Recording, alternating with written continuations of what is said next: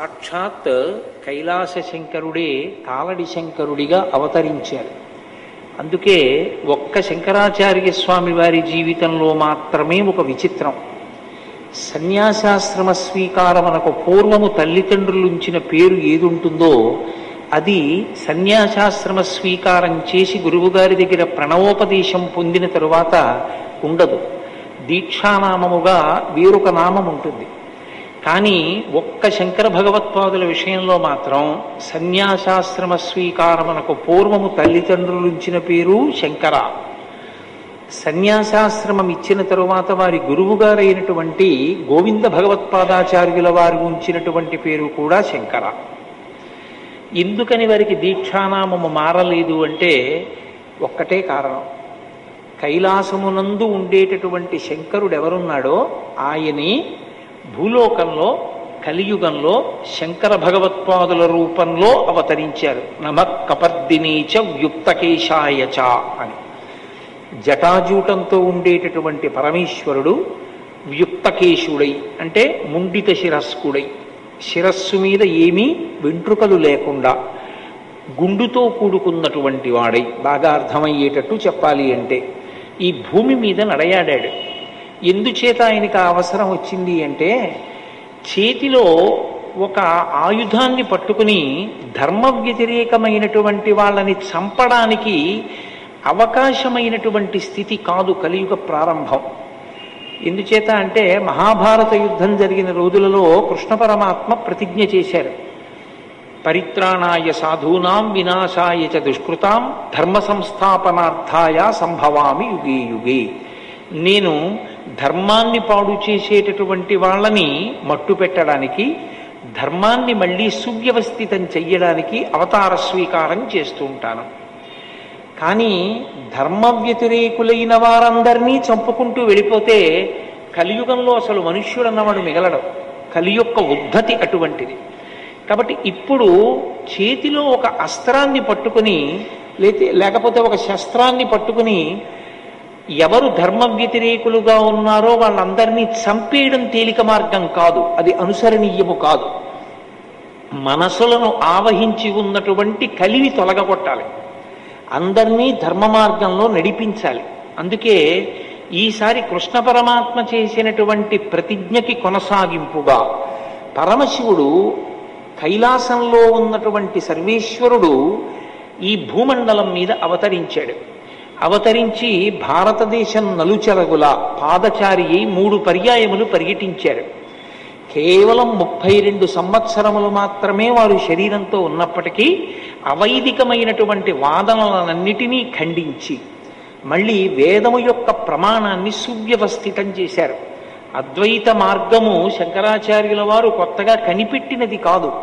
అద్వైత మార్గము వేదాంతర్గతమైనటువంటి పరమ సత్యం. వారి జీవితంలో వారు చేసినటువంటి ప్రబోధమంతా అదే. అద్వైతము వేదాంతర్గతమై ఉన్నది. వేదాంతర్గతమైనటువంటి అద్వైత సిద్ధాంతాన్ని ప్రచారం చేశారు. కేవలం ఏదో ఒక సిద్ధాంత ప్రచారం చేయడం వారి లక్ష్యం కాదు. అవైదికమైనటువంటి వాదనలన్నిటినీ ఖండించారు. మళ్ళీ వేదము యొక్క ప్రమాణమును నిలబెట్టారు. నిలబెట్టి షణ్మత స్థాపనాచార్యులై మనుష్యులు భక్తి మార్గంతో నడవడానికి కావలసినటువంటి వ్యవస్థనంతటినీ ఏర్పాటు చేశారు. ఎవరు ఏ స్థాయిలో ఉన్నా ఆ స్థాయిలో భగవంతుణ్ణి పట్టుకోవడానికి వీలైనటువంటి మార్గాన్ని చూపించారు. అందుకే యథార్థమునకు ఆదిశంకరాచార్యుల వారు లేకపోతే, ఆ అవతారం లేకపోతే సనాతన ధర్మమునకు మనుగడయే ప్రశ్నార్థకమై ఉండేది. అంతటి క్లిష్ట పరిస్థితులలో వచ్చినటువంటి అవతారం శంకరావతారం. మహానుభావుడు వైదిక మార్గాన్ని మళ్ళీ సువ్యవస్థితం చెయ్యడమే కాకుండా మళ్ళీ అవైదికమైనటువంటి వాదనలు ఈ దేశంలోకి ప్రవేశించి వేద ప్రామాణ్యమును పాడు చెయ్యకూడదని 4 దిక్కులా 4 పీఠములను పెట్టి కాపుదలగా ఉంచారు. తూర్పున జగన్నాథులో గోవర్ధన పీఠము, పడమర ద్వారకలో కాళికాపీఠము, ఉత్తరమున బదరికాశ్రమములో జ్యోతిపీఠము, దక్షిణమున శృంగగిరిలో శారదాపీఠము. 4 పీఠముల నుంచి 4 వేదముల యొక్క ఆమ్నాయమును ఏర్పాటు చేసి అక్కడ పీఠాధిపతుల యొక్క పరంపర కొనసాగేటట్టుగా ఆ పరంపరలో వచ్చేటటువంటి పీఠాధిపతుల యొక్క ధర్మ ప్రచారము చేత వేదము ప్రమాణముగా ఉన్నటువంటి సనాతనమైనటువంటి ధర్మమునకు ఏ విధమైన వైక్లభ్యమూ కలగకుండా అది కొనసాగింపు పొందేటట్టుగా చక్కటి వ్యవస్థని ఏర్పాటు చేసినటువంటి మహాపురుషులు జగద్గురువులు ఆదిశంకర భగవత్పాదులు. అటువంటి శంకరులు ప్రస్థానత్రయానికి భాష్యం ఇచ్చారు. ప్రస్థానత్రయము అంటే భగవద్గీత, బ్రహ్మసూత్రములు, ఉపనిషత్తులు, ఈ మూడిటికి భాష్య గ్రంథాలను ఇచ్చారు. అంత పెద్దవాటికి భాష్య గ్రంథాలు చదువుకోలేరేమో అన్నవారి కోసం తరువాతి స్థాయిలో అందుకోవడానికి వీలుగా భగవత్ సంబంధమైనటువంటి భక్తి జ్ఞానములను ఏర్పాటు చేసుకుని వైరాగ్యమును పొందడానికి వీలుగా శివానందలహరి, సౌందర్యలహరి వంటి గ్రంథములను రచించి లోకానికి అందించారు. శంకరాచార్యుల వారు ఈ దేశానికి చేసినటువంటి మహోపకారం ఏమిటంటే, అందరు దేవతల మీద వారు వివిధ వృత్తములలో స్తోత్రములను రచన చేశారు. కొన్ని భుజంగ స్తోత్రములు, వారు స్పృశించని దేవతాస్వరూపం లేదు. సుబ్రహ్మణ్యేశ్వర స్వామి వారు, గణపతి, పార్వతీ పరమేశ్వరులు, శ్రీకృష్ణ పరమాత్మ, లక్ష్మీదేవి, శ్రీ మహావిష్ణువు, మీనాక్షి, పంచరత్నాలు, వారు స్పృశించినటువంటి దైవం లేదు. అందరు దైవాల మీద వారు స్తోత్రాలు ఇచ్చారు. స్తోత్రాలు ఇవ్వడం ఒక ఎత్తైతే ఏ స్తోత్రంలోనూ కూడా వారు నేను చేస్తున్నాను ఈ స్తోత్రాన్ని అన్న భావన వచ్చేటట్టుగా వారు చెయ్యలేదు శ్లోకాలను. మీరు సంగీతంలో త్యాగరాజస్వామి వారి యొక్క కృతులను చూస్తే త్యాగరాజస్వామి కీర్తనలలో త్యాగరాజనుత అని ఉంటుంది, ముద్ర అంటారు దాన్ని. త్యాగరాజనుత అంటే అదో ముద్ర. అంటే ఇది త్యాగరాజస్వామి వారి కీర్తన. మీరు త్యాగరాజనుత అని కీర్తన చేస్తే త్యాగరాజు చేత పొగడబడినవాడా అని అర్థం వస్తుంది. శంకరాచార్యుల వారు జగద్గురువుగా ఈ దేశానికి చేసిన మహోపకారం ఏమిటంటే, ఎక్కడెక్కడ లోకానికి ప్రయోజనం కలగాలని వారు స్తోత్రాన్ని అందించారో అక్కడక్కడ వారు రెండు మాటలను ప్రయోగించారు. నహ, మాం. సంస్కృతంలో ఈ రెండు మాటలకి ఒక ప్రత్యేకమైనటువంటి స్థాయి. మాం అంటే నన్ను, నహ మమ్ములను. ఎందుకు ఆ మాటలు వేశారంటే, అది శంకరాచార్య కృతమై శంకరాచార్యుల వారు ఆ స్తోత్రం వలన లబ్ధి పొందడం ఆయన యొక్క ఉద్దేశ్యం కాదు. రేపటి రోజున ఈ స్తోత్రాన్ని ఎవడు చదువుకుంటాడో వాడు భగవంతుడి ముందు కూర్చుని ఆ స్తోత్రం చదివితే, లేదా భగవంతుణ్ణి ధ్యానించి ఆ శ్లోకాన్ని చదివితే, మాం అన్నప్పుడు ఆరక్షణ వాడికి కలగాలి, నహ అన్నప్పుడు ఆరక్షణ వారికి కలగాలి. అందుకే వారు స్తోత్ర రచన చేసి ఫలితాన్ని మనకి కట్టబెట్టారు. ఇది ఒక తండ్రి కొడుకు కొరకు ఎలా ఏర్పాటు చేస్తాడో అలా మన కొరకు కాలంలో ఎన్ని సంవత్సరములు దాటిపోనివ్వండి, ఎన్ని దశాబ్దములు శతాబ్దములు గడిచిపోనివ్వండి, మళ్ళీ మనం సక్రమంగా దేవతలని ఆరాధన చెయ్యడంలో స్తోత్రాన్ని చెప్పగలమో చెప్పలేమోనని మన కొరకు శంకర భగవత్పాదులు అత్యద్భుతమైనటువంటి స్తోత్రములను అందించారు. ఆ స్తోత్రములకి ఒక ప్రత్యేకత ఉంటుంది. ఏమా ప్రత్యేకత అంటే, ఒక్కొక్క స్తోత్రం ఒక్కొక్క ఆశ్రమంలో ఉన్న వాళ్ళకి ఎక్కువ ప్రయోజనాన్ని కల్పించేదిగా ఉంటుంది.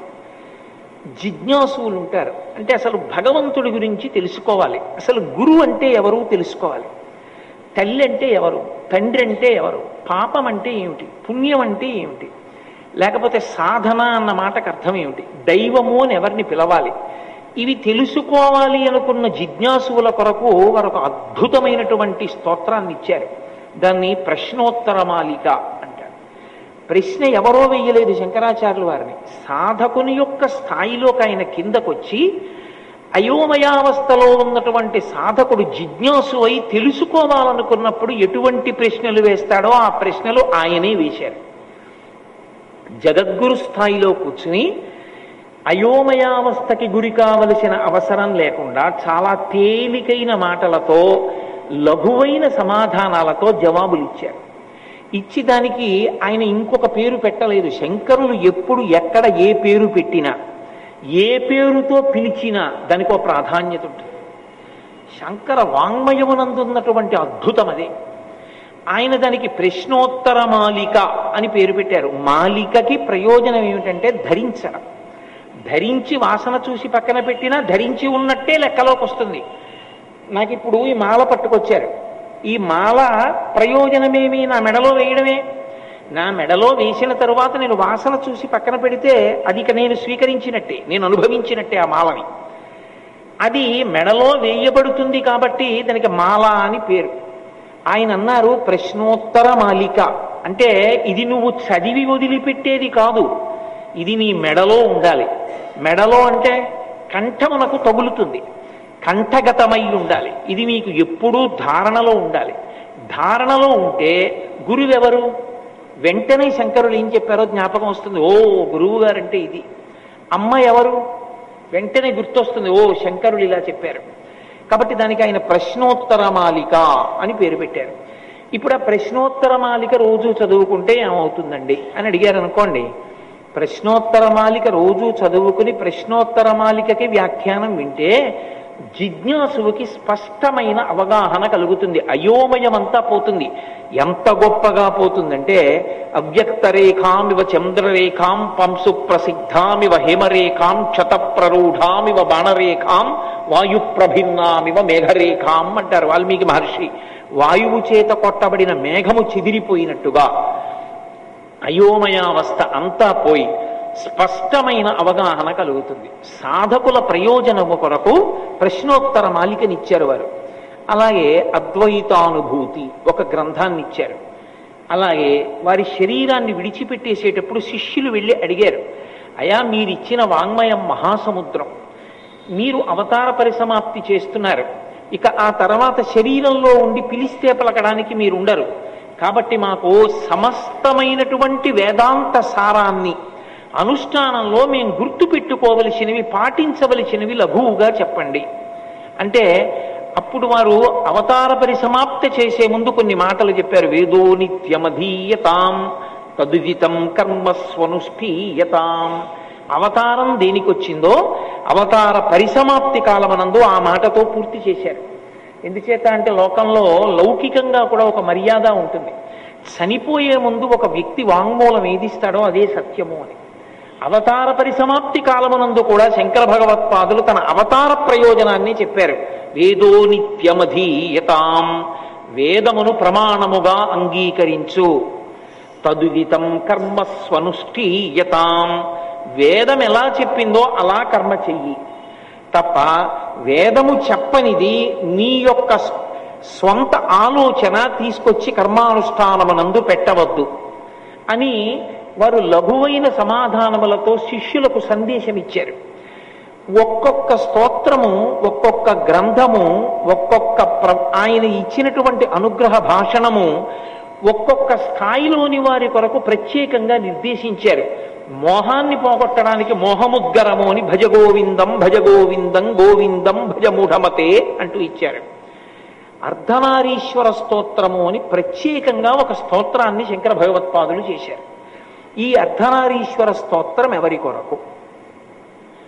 యథార్థమునకు అర్ధనారీశ్వర స్తోత్రం ఎవరి కొరకు అంటే ఆశ్రమములను దృష్టిలో పెట్టుకుని మాట్లాడినప్పుడు గృహస్థాశ్రమమునందున్న వారి కొరకు అర్ధనారీశ్వర స్తోత్రాన్ని ఇచ్చారు. బ్రహ్మచారిగా ఉన్నవాడికి అర్ధనారీశ్వర స్తోత్రం అంత గొప్ప ప్రయోజనకారి అని చెప్పడం కష్టం.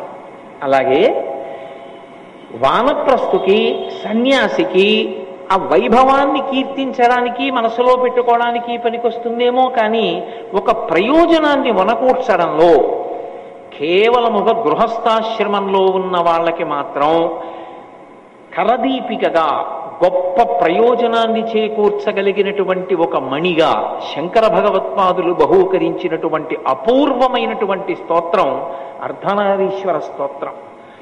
ఈ అర్ధనారీశ్వర స్తోత్రం యొక్క ప్రయోజనం ఏమి అంటే ఈ అర్ధనారీశ్వరుణ్ణి అసలు ఎప్పుడు ఉపాసన చెయ్యాలి ఈ స్వరూపాన్ని అని అంటే దీన్ని ప్రధానంగా మనకు ఉపాసనలో ఎక్కడ కనపడుతుందంటే అట్ల తద్ది అని చేస్తూ ఉంటారు ఆడపిల్లలు. అట్ల తద్ది చేసినప్పుడు ఈ అర్ధనారీశ్వర స్వరూపాన్ని ఉపాసన చేసి పూజ చెయ్యాలి అని నియమం. అలాగే వివాహ పూర్వము అట్ల తద్ది చేస్తారు కన్యకామణులు. దాని ప్రయోజనం ఏమిటి? మంచి భర్త రావడం. మంచి భర్త అన్న మాటకి ఏమిటి అర్థం? మంచి భర్త అంటే ఐశ్వర్యం ఉన్నవాడా, చదువుకున్నవాడా, అందంగా ఉన్నవాడా, భార్య చెప్పిన మాటని ఒప్పుకునేవాడా, లేకపోతే తాను భార్యకి దిశానిర్దేశము చెయ్యగలిగినటువంటి వాడా, తన చిటికిన వేలు పట్టుకున్నందుకు ఉద్ధరించగలిగిన వాడా? ఎవరు మంచి భర్త రావడం అంటే? మంచి భర్త వచ్చుట అన్న మాటకి యథార్థమైన అర్థమేమి అంటే, అన్యోన్యతతో జీవనము సాగి దాంపత్యమునకు ప్రయోజనములు ఏవి అని శాస్త్రము నిర్దేశించినదో ఆ ప్రయోజనములను సిద్ధింపచేయగలిగిన సమర్థుడైన పురుషుడు భర్తగా లభించుట. వివాహమైపోయిన తర్వాత కూడా అట్ల తద్దికి ప్రయోజనం ఏమిటి? భర్తతో అన్యోన్యతయే, అన్యోన్యమైన దాంపత్యము కొరకే ఈ వ్రతాన్ని చేస్తారు. చేసి అప్పుడు కూడా అర్ధనారీశ్వర స్వరూపాన్ని స్తోత్రం చేస్తారు. అసలు యథార్థంగా మాట్లాడాలంటే శ్రీకాళహస్తి వంటి పరమపావనమైన క్షేత్రంలో, శ్రీశైల క్షేత్రంలో యథార్థమునకు ఉన్నటువంటి స్వరూపము అర్ధనారీశ్వర స్వరూపమే. అందుకే నడిచే దేవుడిని పేర్గాంచినటువంటి మహాపురుషులు, కంచికామకోటి పీఠాధిపత్యం వహించినటువంటి మహాస్వామి చంద్రశేఖరేంద్ర సరస్వతి మహాస్వామి వారు శ్రీకాళహస్తి క్షేత్ర దర్శనానికి వెళ్ళారు. ఒకప్పుడు వెళ్ళి వారు ఒక మాట చెప్పారు. వారు ఒక్కసారి క్షేత్రం వంక చూస్తే ఆ క్షేత్ర వైభవాన్ని చెప్పగలిగేవారు. ఆయన అన్నారు, ఈ క్షేత్రము అప్రదక్షిణంతో కూడుకున్న క్షేత్రం. అందుకే రాజగోపురంలోంచి మీరు లోపలికి వెళ్ళినప్పుడు ప్రదక్షిణంగా వెళ్ళరు. కుడి భుజం వైపుకి ఉండదు దేవాలయం, ఎడం భుజం వైపుకి దేవాలయం ఉండేటట్టుగా పాతాళ గణపతి దగ్గర నుంచి వెడతారు. అప్రదక్షిణంగా లోపలికి వెడుతున్నాము అంటే రాహుకేతు పూజలు ఫలించేటటువంటి క్షేత్రము ఈ క్షేత్రమే. అందుకే దాని వ్యవస్థయే అప్రదక్షిణంగా వెళ్ళేటట్టు ఉంది.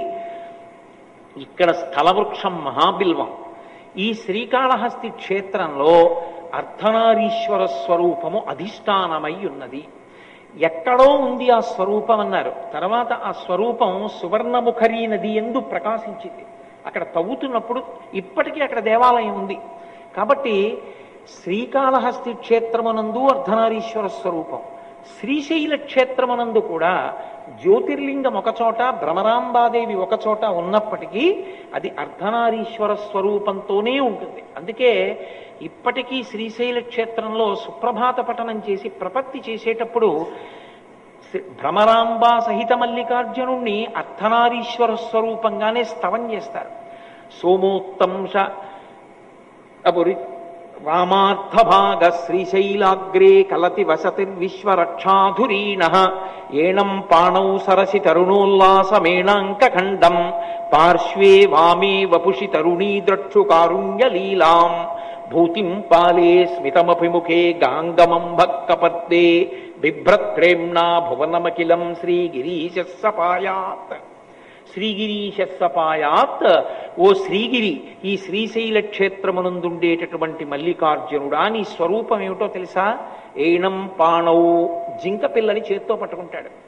ఏణం పాణౌ సరసి తరుణోల్లాసమేణాంక ఖండం పార్శ్వే వామే వపుషి తరుణీ. వపుషి అంటే శరీరం. శరీరము యొక్క వామార్ధ భాగమునందు పార్వతీదేవిని, ఎడమ భాగమునందు ఉంచుకున్నటువంటి ఓ పరమేశ్వరుడా నీకు నమస్కారము. సోమోత్తంశ పరిషదామీష జీవాతురీశ పాశచ్చేత్తాపదయుగజుషాం పుల్ల మల్లీనికాస ధ్యేయో దేవ ప్రకటితవధూరూపవామాత్మభాగ శ్రీశైలాగ్రే కలతి వసతిర్ విశ్వరక్షాధురీణ అని ఇంకో శ్లోకం. ఓ విశ్వరక్షాధురీణుడైనటువంటి మల్లికార్జునుడా, నీ వామభాగమునందు అర్ధనారీశ్వరుడవై పార్వతీదేవి శోభిస్తోంది. ఈ రెండు క్షేత్రములు అర్ధనారీశ్వర స్వరూపమునకు సంబంధించిన క్షేత్రములే. అటువంటి అర్ధనారీశ్వర స్తవాన్ని శంకర భగవత్పాదులు ప్రత్యేకంగా గృహస్థాశ్రమంలో ఉన్న వాళ్ళ కొరకే ఇచ్చారు. ఈ గృహస్థాశ్రమంలో ఉన్న వాళ్ళ కొరకు సన్యాసాశ్రమంలో ఉన్న శంకరాచార్యుల వారికి ఇవ్వవలసినంత అగత్యమేమి? వారు జగద్గురువులు. జగద్గురువులు కనుక వర్ణాశ్రమములు